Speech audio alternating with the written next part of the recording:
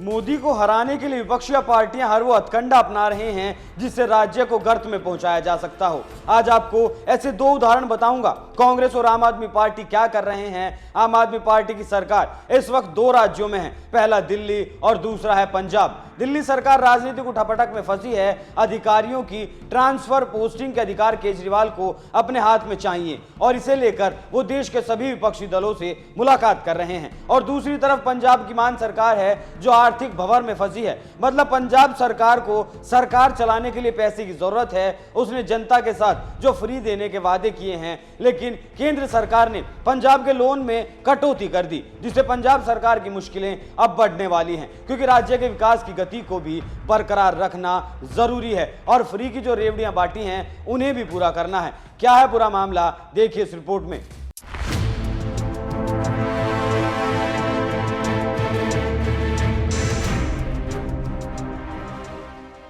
नमस्कार, NMF news देख रहे हैं आप। मैं हूं आपके साथ अभिषेक पुंडी। खबरें ऐसी हैं कि केंद्र सरकार ने पंजाब सरकार को बड़ा झटका दिया है। केंद्र सरकार ने पंजाब को दिए जाने वाले लोन में भारी कटौती कर दी है। पंजाब सरकार के लिए लोन की सीमा सालाना 39,000 करोड़ रुपए हुआ करती थी, जिसे अब घटाकर 21,000 करोड़ रुपए कर दिया गया है। यानी केंद्र सरकार ने पंजाब की क्रेडिट लिमिट से 18,000 करोड़ रुपए कम कर दिए। अब आने वाले वक्त में आर्थिक मोर्चों पर पंजाब सरकार की मुश्किलें काफी ज्यादा बढ़ने वाली हैं। कर्ज के बोझ तले दबा पंजाब। पंजाब सरकार के ऊपर पहले से ही बहुत मोटा कर्ज है, जिसे अक्सर पंजाब सरकार चुकाने की बात तो करती आई है, लेकिन चुकाया कभी नहीं। भगवंत मान भी कई बार कह चुके हैं कि पिछली सरकारों की वजह से राज्य कर्ज के बोझ तले दब चुका है। भगवंत मान कई बार कर्ज उतारने की बात कर चुके हैं, लेकिन सिर्फ बात ही किए हैं, कर्ज नहीं चुका पाए। कर्ज चुकाना तो दूर की बात है, मान कई बार केंद्र सरकार के सामने और कर्ज लेने की अर्जी भी लगा चुके हैं। लेकिन केंद्र के इस कदम के बाद मान सरकार सोच विचार कर रही है और किसी नई रणनीति पर काम कर रही है, जिससे राज्य के हालातों को सुधारने में मदद मिल सके। पंजाब पर करीब 3 लाख करोड़ का कर्ज। छोटा सा राज्य पंजाब करीब 3.25 लाख करोड़ के कर्ज के बोझ तले दबा हुआ है, जो राज्य की जीडीपी का करीब 50% है। पंजाब में प्रति व्यक्ति आय भी पिछले 20 सालों में लगातार गिरी है। पंजाब में आम आदमी पार्टी ने 300 यूनिट मुफ्त बिजली, मुफ्त पानी और 18 साल की महिलाओं को 1,000 रुपए जैसे लोक लुभावने वादे किए हुए हैं। अब जब राज्य पर पहले से ही इतना कर्ज था, तो मान सरकार ने जनता के सामने ऐसे वादे आखिर किए क्यों, जिन्हें पूरा करने में राज्य पर और ज्यादा बोझ पड़े। राज्य पर जितना कर्ज बढ़ेगा, उतना ही आम आदमी की जेब पर असर पड़ेगा। उस कर्ज को आखिरकार देना तो आम जनमानस को ही है, इसलिए आम जनमानस भी नेताओं के चक्कर में फंस जाता है और नहीं सोचता जो ये फ्री की रेवड़ियां बांटी जा रही हैं, ये सरकार अपने घर से नहीं देगी, ये भी आम जनमानस की जेब से ही जाने वाला है। क्या सबसे बड़ी चुनौती में फंस गए भगवंत मान। पंजाब पर इस वक्त करीब 2.82 लाख करोड़ रुपए का कर्ज है, जो राज्य की जीडीपी का 56% है। इस बात का मतलब है जितना पंजाब की जीडीपी है उसका 56% उस पर सिर्फ कर्ज है और इस पैसे को चुकाना भी है, इसका ब्याज भी चुकाना है, फ्री के जो वादे किए हैं वो भी पूरे करने हैं। तो ऐसे में राज्य का विकास कौन से पैसे से होगा। 2020-2021 में पंजाब सरकार ने अपने कर राजस्व का करीब 54% अपने कर्ज का ब्याज चुकाने पर खर्च कर दिया था। यह गौर करने वाली बात है कि सिर्फ 54% ब्याज को चुकाने में दे दिया गया। पंजाब के प्रति व्यक्ति आय भी पिछले 2 दशकों में लगातार कम हुई है, ये बात मैं आपको बता चुका हूं। और इस मामले में राज्य तीसरे नंबर पर जब हुआ करता था इससे पहले, लेकिन अब वो इन हालातों के बाद, इन बढ़ते कर्ज के बाद 19वें नंबर पर पहुंच गया है। ये सब फ्री की रेवड़ियों का ही कमाल है, लेकिन सरकार इस बात को मानने के लिए तैयार नहीं। ये सब जनता को लुभाने का नतीजा है। जनता भी पता नहीं क्यों इस बात को नहीं समझती कि जो आपको दिया जा रहा है वो आखिरकार आपसे ही वसूला जाएगा, और वो भी ब्याज के साथ। जिस वक्त मान ने पंजाब की सत्ता संभाली थी, उस वक्त भी भगवंत मान के सामने ये बड़ी चुनौती थी। वो राज्य की आर्थिक स्थिति को मजबूत करें और राज्य को आर्थिक संकट से निकालें, लेकिन वो ऐसा नहीं कर पाए। अब तक तो नहीं कर पाए, आगे क्या होगा वो देखने वाली बात होगी।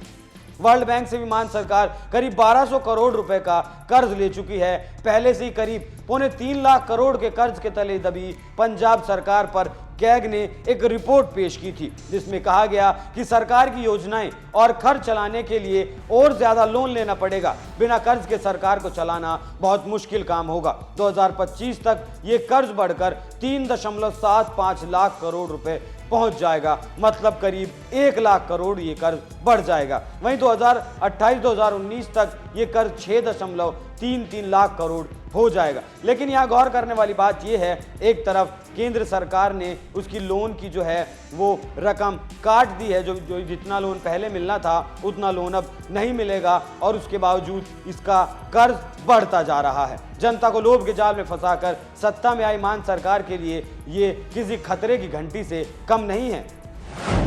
पंजाब विरोधी फैसले ले रही सरकार। ग्रामीण विकास एवं पंचायत मंत्री लालजीत सिंह भुल्लर का कहना है कि केंद्र सरकार लगातार पंजाब विरोधी फैसले लेती आई है। पंजाब के पहले आरडीएफ के 3000 करोड़ रुपए रोके गए और अब लोन की लिमिट घटा दी गई, लेकिन इन सब के बावजूद पंजाब के विकास में कोई कमी नहीं रहने दी जाएगी।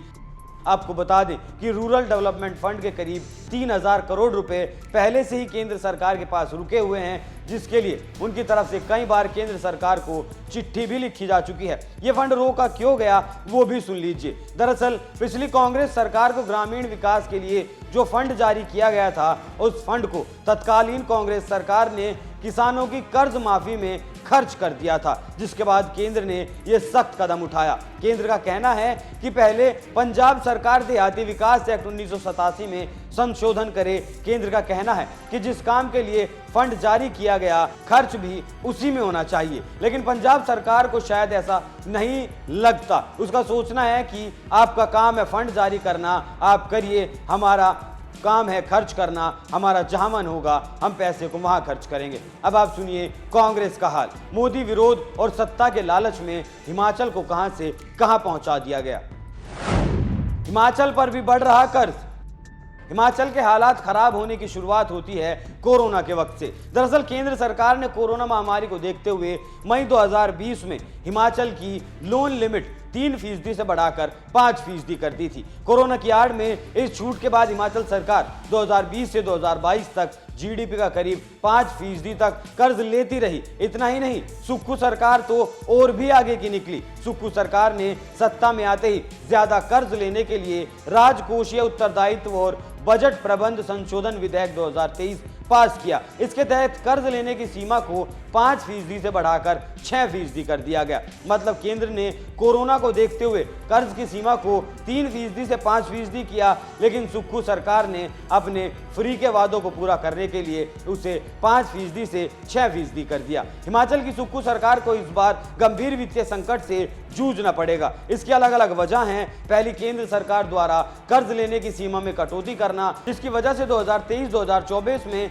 हिमाचल को लगभग 5500 करोड़ रुपए का कर्ज मिलेगा। दूसरा कारण है एनपीएस के कारण मिलने वाली लगभग 1700 करोड़ रुपए की मैचिंग ग्रांट बंद होना, और तीसरी वजह लगभग 3500 करोड़ रुपए की जीएसटी प्रतिपूर्ति राशि का बंद हो जाना। अगर आपको याद हो तो कांग्रेस जब हिमाचल जीतने के लिए जद्दोजहद कर रही थी, उस वक्त कांग्रेस ने यह वादा किया था कि अगर वो हिमाचल की सत्ता में आती है तो वो पुरानी पेंशन बहाली की स्कीम को फिर से बहाल करेगी, और उसने किया भी ठीक वैसा ही। लेकिन देश के अर्थशास्त्रियों का कहना था कि ये पैंतरा राज्य और देश की अर्थव्यवस्था को ध्वस्त कर सकता है। इससे राज्य की अर्थव्यवस्था चरमरा सकती है। पूर्व प्रधानमंत्री और जो कांग्रेस से ही थे, मनमोहन सिंह भी इस स्कीम के खिलाफ रहे थे, लेकिन कांग्रेस ने सत्ता पाने के लिए ये कदम उठाया, और अब ये कदम उसके ऊपर ही भारी पड़ने वाला है, क्योंकि हिमाचल सरकार 2003 से मार्च 2023 तक एनपीएस के रूप में पीएफआरडीए के पास हर साल 1780 करोड़ रुपए जमा कराया करती थी। लेकिन अब राज्य सरकार ने हिमाचल में कर्मचारियों की ओल्ड पेंशन स्कीम बहाल कर दी। इसलिए अप्रैल 2023 से एनपीएस में स्टेट और कर्मचारियों का शेयर पीएफआरडीए के पास जमा नहीं करवाया गया। इसे देखते हुए केंद्र सरकार ने इसकी मैचिंग ग्रांट भी रोक दी है। यानी मैचिंग ग्रांट के एवज में केंद्र सरकार हिमाचल सरकार को लगभग 1700 करोड़ रुपए ज्यादा लोन देती थी, लेकिन अब इसकी इजाजत नहीं मिलेगी। कैग भी कई बार चेता चुका। कैग भी कई बार हिमाचल को अपनी वित्तीय स्थिति को लेकर आगाह कर चुका है, उसे चेतावनी जारी कर चुका है, लेकिन राज्य ने किसी की बात नहीं सुनी और ऐसे वक्त में राज्य ने अपनी पुरानी पेंशन को बहाल कर दिया और इसके कारण आने वाले 4-5 सालों में राज्य के खजाने पर कई गुना बोझ बढ़ना लाजमी है। हिमाचल इस वक्त सैलरी, पेंशन और ब्याज पर करीब 55% से ज्यादा खर्च कर रहा है, तो ऐसे में राज्य के विकास के लिए पैसा बचना मुश्किल काम है, क्योंकि 55% सैलरी, पेंशन और ब्याज पर जब चला जाता है और इसके अलग सर्व राज्य के बाकी खर्चे भी हैं, तो विकास के लिए पैसा कहां से आएगा। इस वक्त हिमाचल पर करीब 70,000 करोड़ रुपए से ज्यादा का कर्ज है। इन दोनों उदाहरणों से आप समझ सकते हैं कि कांग्रेस सत्ता में आने के लिए कुछ भी करने के लिए तैयार है। मोदी को हराने के लिए ये लोग कुछ भी करने के लिए तैयार हैं, बस इन्हें मोदी को हराना है, राज्य भले ही गर्त में चला जाए। कर्नाटक में भी कांग्रेस ने यही कार्ड खेला। इतनी फ्री की रेवड़ियां बांटने की बात तो सरकार कर देती है, लेकिन वो नहीं सोचती कि उसके बाद उसका परिणाम क्या होगा, कैसे राज्य को चलाया जाएगा। इसे जनता की भलाई को तो कतई नहीं कहा जा सकता। सेवा के नाम पर सत्ता हासिल करना, देश की अर्थव्यवस्था पर बट्टा लगाने का ये काम चल रहा है। यहाँ आम आदमी पार्टी को भी सोचने की जरूरत है और कांग्रेस को भी कि रेवड़ियों के बजाय विकास पर ध्यान दें, उस पर उसका जो है ध्यान केंद्रित होना जरूरी है। आप इस खबर पर क्या राय रखते हैं, हमें कमेंट कर जरूर बताएं। नमस्कार।